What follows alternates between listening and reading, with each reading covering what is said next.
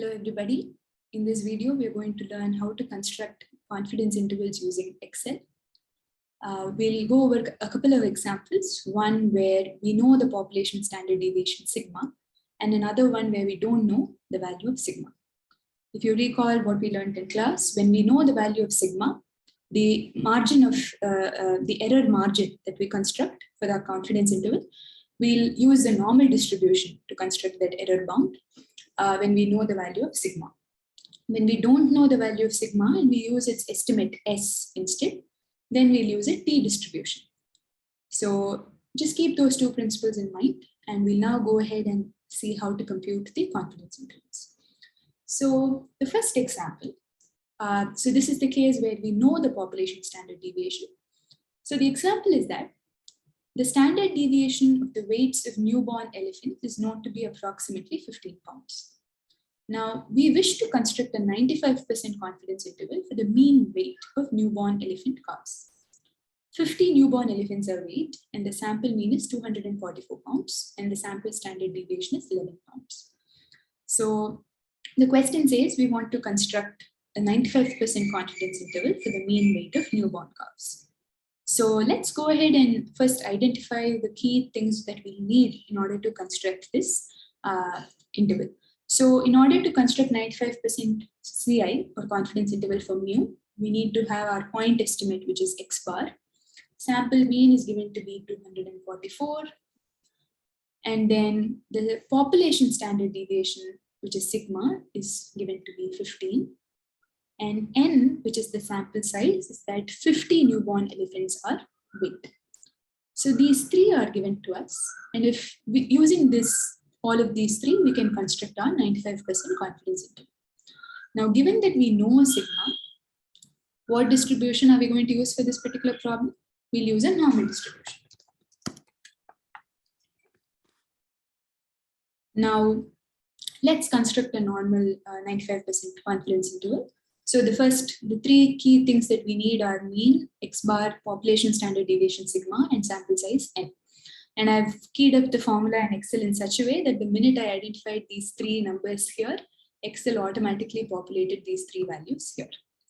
Now let's go ahead and look at the confidence interval. Now I want a confidence level of 95%, so I'll write that down as 0.95. So the alpha in this case is going to be 0.05. In other words, it is nothing but 1 minus 0.95. Okay. So the confidence interval is 0.05. So if I'm constructing a two-sided 95% confidence interval, then I'm going to find critical values.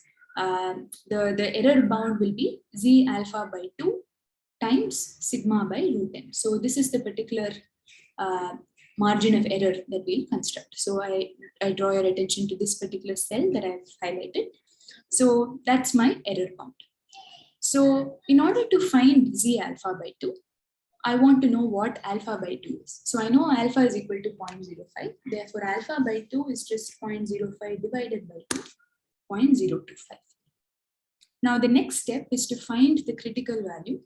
We want to find the value of Z alpha by 2. Which is, we want to find the point in the standard normal distribution such that the area to the right of that point is 0.025. So let me give you a brief visual overview of this. So if I'm looking at my normal distribution, if this is my standard normal distribution, okay, where this, with a mean of 0 and a standard deviation of 1, I want to find the value. So Z alpha by 2 is a value such that this area to the right of the curve is equal to alpha by 2. Now in this example, our alpha by 2 is 0.025. So I want to find the point Z alpha by 2 such that the area to the right is 0.025. Now we know that we can use the norm.in function in Excel to find this. Okay. Now, the norm.in function will take a particular argument called probability. Okay. And then you have to give them mu and sigma. So let me say mean and standard deviation. So mean and standard deviation. Now the probability in this particular argument is it will look at probability to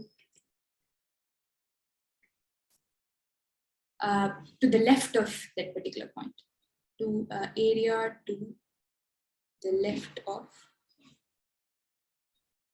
the point that we are trying to identify.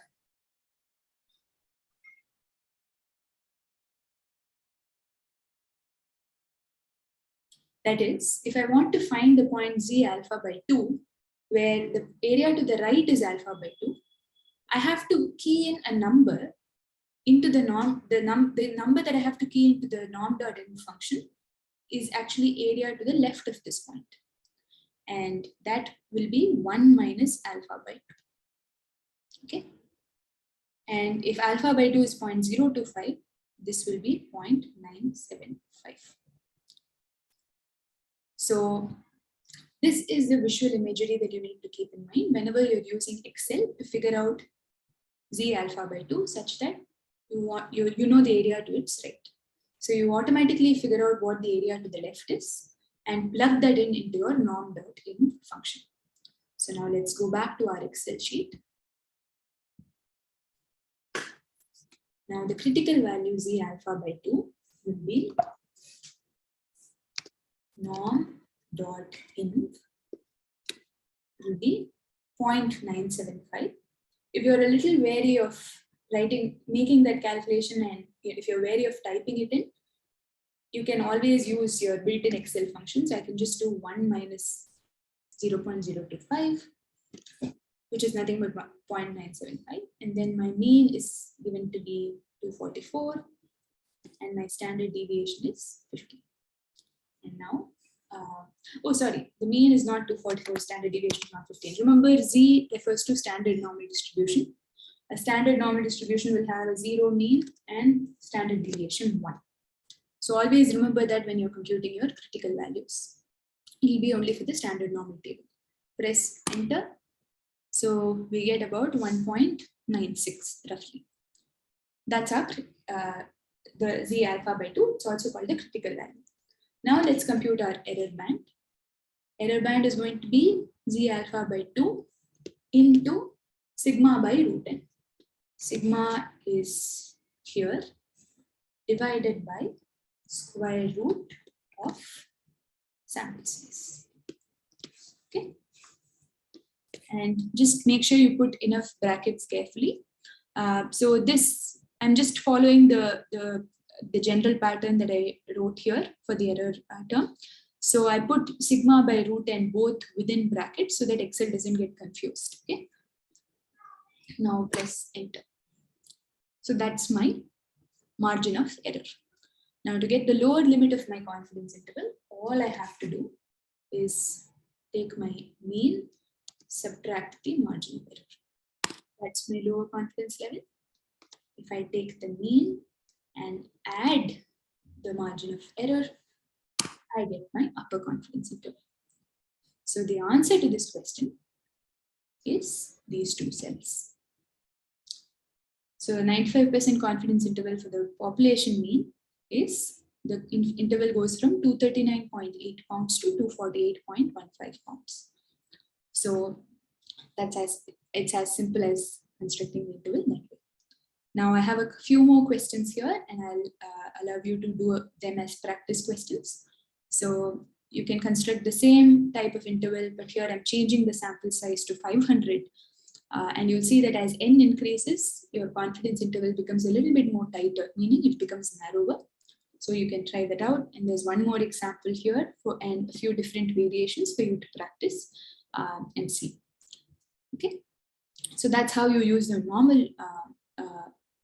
normal distribution to construct an interval when you know the value of sigma. Now let's look at an example where we don't know the value of sigma. So here's an example. A hospital is trying to cut down on emergency room wait times. It's interested in the amount of time that patients must wait before being called back to being examined. An investigation committee is randomly surveying 70 patients. Now, we're trying to figure out how to cut down emergency wait times, and we have surveyed some 70 patients. We have a sample mean and a sample standard deviation. Now the question is, we want to construct a 95% confidence interval for the population mean wait time. So we have the sample wait time, and we have the sample standard deviation, and we have the sample size. So if we want to construct an estimate, an interval for the population mean, when we don't know sigma, we use the t distribution. So let's go ahead, and to do that, first let's identify the things that we need. So the sample mean is 1.5, sample standard deviation is 0.5, the sample size is 70, and whenever we do the t distribution, we'll use something called degrees of freedom, and degrees of freedom is always n-1. So this is 70 minus 1, 69. So we've identified these 4 numbers, and I've populated these cells to autofill whenever I fill in these numbers. So that's why you see them coming up here. Now, let's go ahead and construct the interval in a similar fashion. The error band is given by the formula that you see highlighted in this cell. So we'll have a critical value which comes from the t distribution.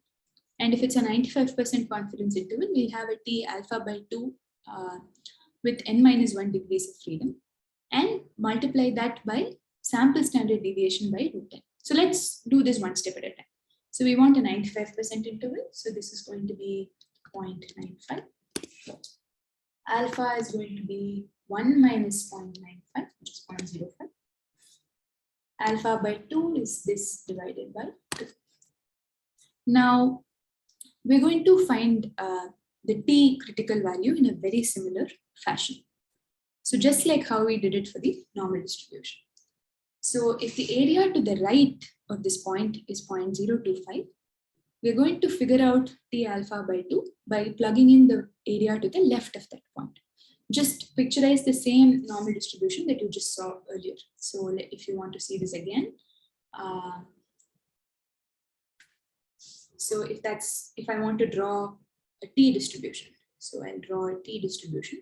Okay, so if this is a t distribution with n-1 degrees of freedom, t alpha by 2 is this point. Okay, such that alpha by 2 is the area to the right. If alpha by 2 is the area to the right, 1 minus alpha by 2 is the area to the left. And the Excel command to find this particular point t alpha by 2 or is that, so just like how you used norm.inv, we'll use t.inv. Okay, so you just remember the name of the distribution and the very fact that you're trying to do the inverse operations, right? Given the probability, you're trying to find the point. So that's why the inverse function comes in. So the function here is t.in, and let's see what those arguments are. So going back to Excel. So the critical value is, I'm going to say t.inv. Okay, that's my function. The first argument is probability, and this is written down in the same way as we wrote down the probability for the previous example. So I'm going to write down the probability of, or the area covered up to this point, alpha by t alpha by 2. And that is going to be 1 minus alpha by 2. Okay, so 1 minus 0.025. So about 0.975. And then I plug in the degrees of freedom, and degrees of freedom is n-1. Press enter, and you have the t critical value, which is 1.99. And then we'll go ahead and construct the error bound. Error bound is this t critical value multiplied by Sx divided by √n. And I'm going to put this in brackets. So Sx is 0.5 divided by square root of n. And close brackets, that's for the square root. This is for that product. Then press enter. So that's my error bound. My confidence interval, the lower limit will just be my mean minus the margin of error. The upper limit will be mean plus the margin of error. And therefore, the answer to this question is the 95% confidence interval for wait times goes from 1.38 hours to 1.62 hours. So that's how you solve this. I have one more example here with a couple of different variations where you construct 95% intervals and you also do 99% intervals, so you can play around with these numbers. I'll provide answers on the right so that you can cross-check your calculations. So happy learning.